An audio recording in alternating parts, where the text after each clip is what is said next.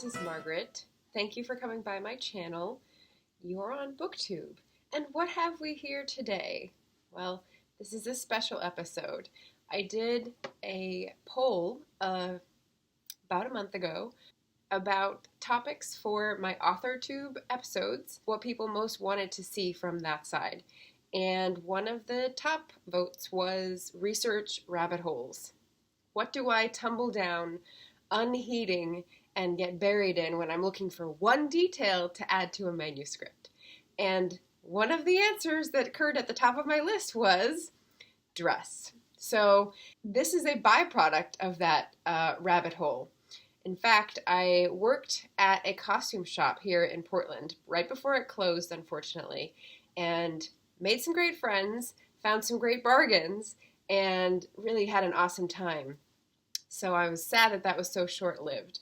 But I ended up with a lot of really cool dress up and have repurposed those in many different ways for events for my book. Obviously, this is not in my book. I don't deal with the well-to-do gentry in Victorian times.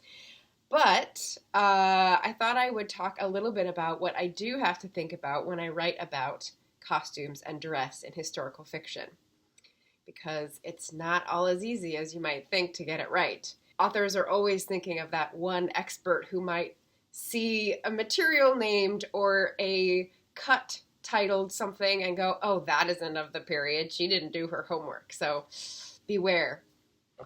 Yes, we're always wary of that. So what do we think of when we look for dress details in history? Well, there's at least 3 different axes that I sort of framed this in. There's time appropriateness. So obviously you wouldn't be wearing vinyl, polyester, man-made materials that we have in the 20th century and 21st. So you have to make sure that it's a natural material if you're in 1822. And then one of the things that's good to have a series Bible or a book Bible for is coordinating what you're wearing at what time of the year. So if it's wintertime, they're not going to be wearing silky, summery things. If it's summertime, they're not going to be wearing wool and like leather things, right? So you have to keep aware of both the year it is and the time of year it is to be time appropriate.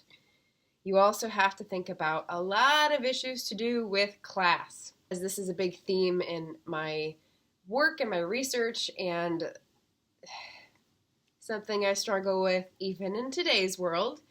I spend a lot of time thinking about how this is reflected in all aspects of a character's details, including dress. One of the questions I ask is, how much time are they spending caring for their clothes, or is someone else doing it?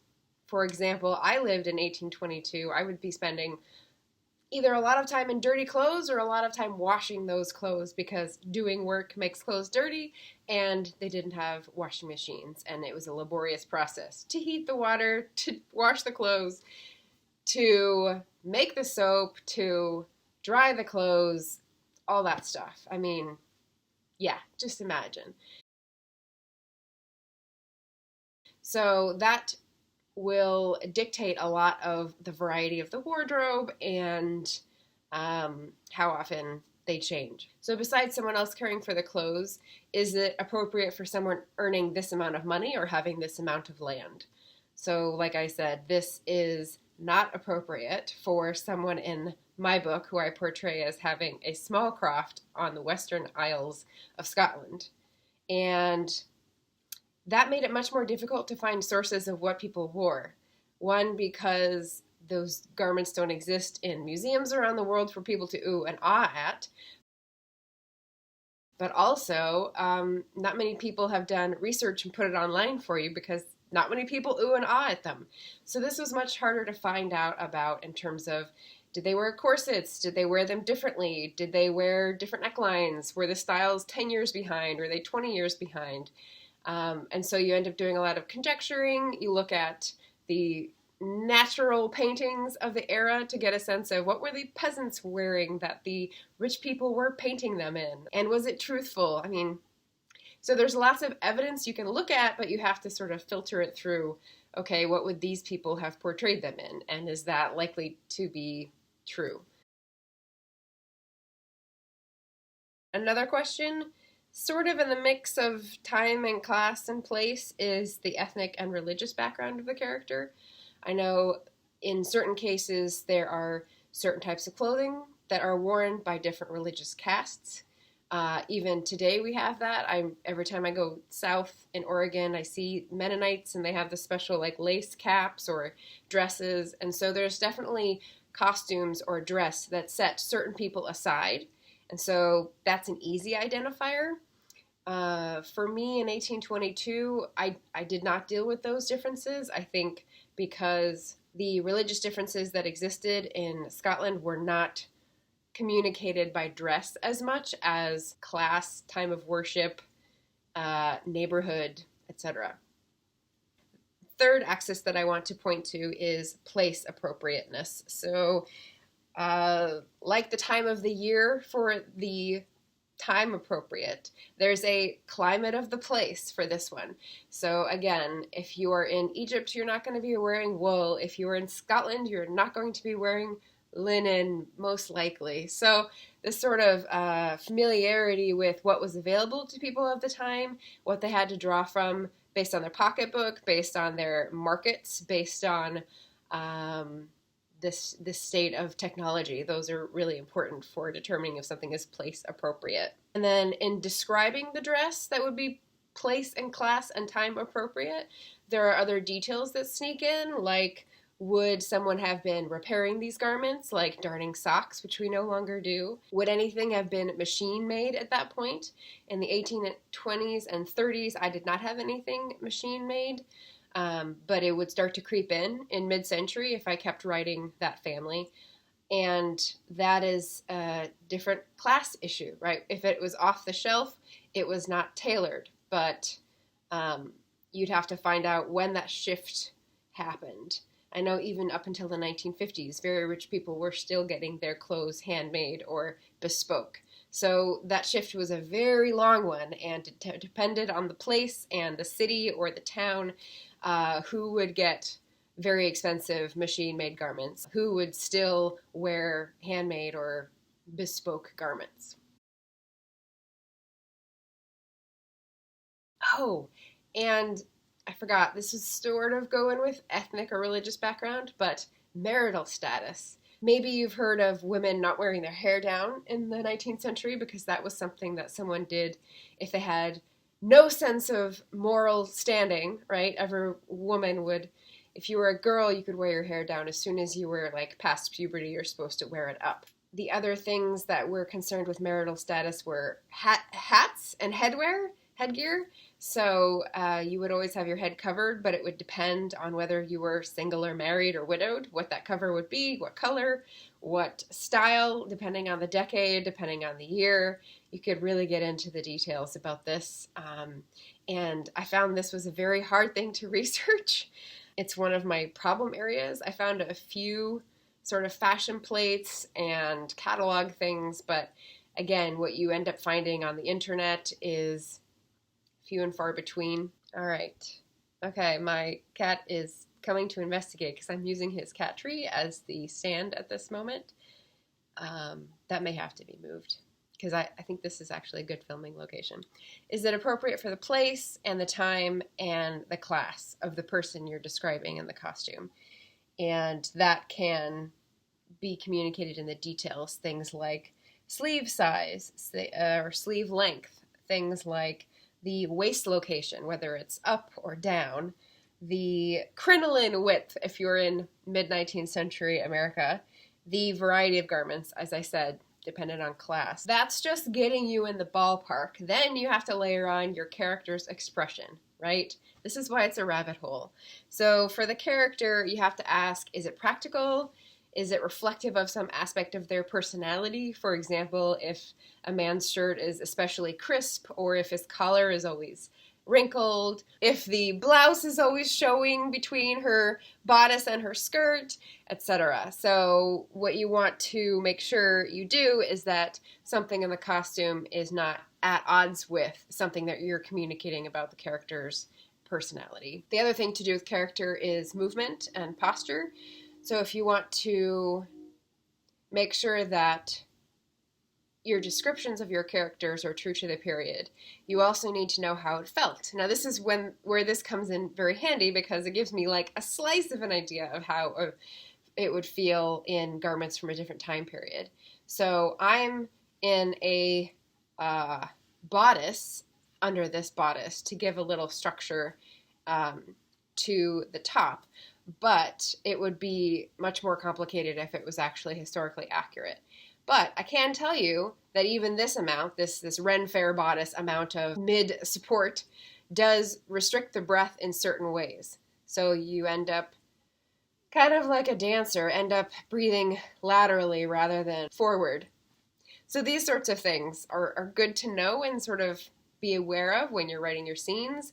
Things like posture, things like freedom of movement. For example, if you're in one of those 1760s dresses, you can't move your arms above this. Like, the sleeve is so tight to get a certain look that it's not possible. So there's no wild arm swinging. If someone falls, they fall like a tree. Yeah, so that's kind of fun, right? To know all these little details and build that in. That's the sort of thing that would not be obvious to someone reading who didn't know about the time period, because you would just assume, like a modern person, well, if they fall, they're going to go like this. Like, no, a woman in 1760s is going to, yeah. So you got to paint that picture for people. So the 3 axes, the character expression, and then I just had a few other notes about this research rabbit hole, which is that the problem areas I mentioned are the hats and the headwear, especially before bowlers. Before bowlers and menswear just sort of got very boring. I don't know what men did on their heads during the day. I haven't had to research that, except for like the cap. And for women, hats throughout the day. As I said, depending on marital status, it depends a lot on the year, the decade, the place. And so that gets very confusing. Unless you have a very specific reference tool, you're kind of out of luck and in a bewildering forest of options. And then one thing I always forget is that people always wear gloves. So I don't have gloves. The reason I don't make a mistake with that is because I'm dealing with peasants, and peasants don't have gloves. They get brown as the day is long, right? So they had skin like this. Well, this hasn't seen the light of day for a long time, so maybe this is more nobility skin. But yeah, definitely fancier people wore gloves to keep their skin white, and most people didn't. So, you know. Oh, and I was going to show you some of the resources that I had that had just fallen into my hands and that I used to sort of help me find where to place certain things. So these are just things that I've accumulated over the years that are super fun, right? So this is Everyday Fashions of the 20s as pictured in Sears and other catalogs. So this is great for undergarments, all the things, how much they would cost in an era that I haven't written in yet, but is a very fascinating one for fashion. So that's a good resource. So I haven't unhauled it, even though I haven't used it. Sometimes it is good to hang on to things. The next one I have is an American Dress Pattern Catalog, 1873 to 1909. Got some interesting ones in there. Bicycling outfit. Again, I have not used this because I didn't have it at the time of my 1880s historical mystery, but it does give you an idea of the silhouettes, how they sold things, how they made things, because again, this is a dress pattern catalog. I did not get this as a child. Lay off. Go away. I need to use this. Thank you. One that was spoiled by water, so I picked this up. Historical Colonial French Dress. And this is great because this is actually for people who want to recreate them, so it explains a little bit about how they were put together, why they were used, and also different social classes. So this was much more helpful for peasants' costumes and dairymaids' aprons and all this sort of thing. And unfortunately, I'm not at this level of being able to sew anything yet, but that'll be fun. We have Victorian Parlor. It's a cut and color book, but really it's in black and white, and just shows scenes of what people are wearing and various etchings. We got some interesting ones from different decades there, and hairstyles. Yeah, I haven't even gone into hairstyles. We've got Margot Lister, Costumes of Everyday Life, An Illustrated History of Working Clothes from 900 to 1910 by Plays Inc. So I'm pretty sure this is also from the costume shop, which they had reference books and, you know, who was going to take them. So this, again, has little notes about different walks of life and times and explanations, and it's just like a beautiful reference. Costume reference, History of Women's Costumes with Glorious Pictures by Marion Sichel. This one goes in sort of leaps and bounds of centuries, has some, fun details of accessories, hats, underwear. Some of the stuff is even in color, so that's fun. But again, small volume, and it's the history of all women's costumes, so not a lot of detail. Costumes and Styles, Henry Harold Hansen.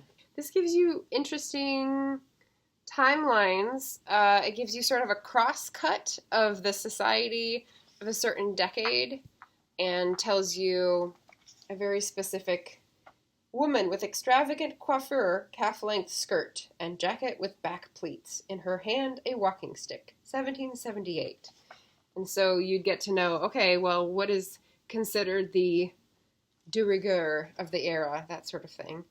And it gives you a starting point to look up walking sticks or tulle or, I don't know, parasols or à la polonaise, all these new terms to people who have not studied this. Leicester, not Lister. Historic costume. This one actually came from Daedalus. I have the receipt in there, so I bought this one. This is a long time ago, when I was really desperate. American costume and French costume, and here they give periodic plates of people from different decades together so that they can give you a key explaining the differences of each one, which is pretty neat. Very old, contemporary magazine. So this is August 1903, The Cosmopolitan, illustrated monthly magazine. And I have no idea if this is related to Cosmopolitan, the magazine. These are photos? They're funny looking photos, but they are photos. And slice of life. This is a meat packing plant. That's a painting. Just like neat stuff, resources, stuff to draw on, what people are talking about, what plays they're seeing. And then here's the only one I've actually used so far. This is Fabrics and Dress, Rathbun and Tarpley, and I think this is from the 20s. But I used this because I was looking for what fabrics, how would you care for them, and like basics of construction. Because when I'm describing darning socks, and and there's a silverfish.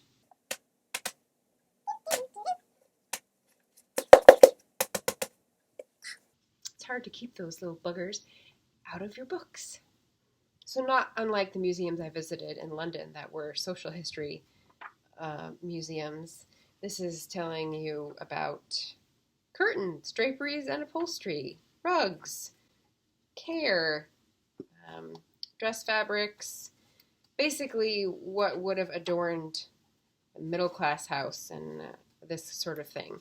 So if you're looking for if someone would have had a turkey rug, which are always talked about in late Victorian novels like Sherlock Holmes, who would have had those, when, that sort of thing. So minus the silverfish, this was a fun video because research rabbit holes are very fun to fall down, even though they may be a bit distracting. And I hope this has been interesting for you, the reader. Tell me if you like to read about costumes in fiction or also in nonfiction, or any thoughts. All right, thanks for stopping by, and I'll see you in the next one. Bye.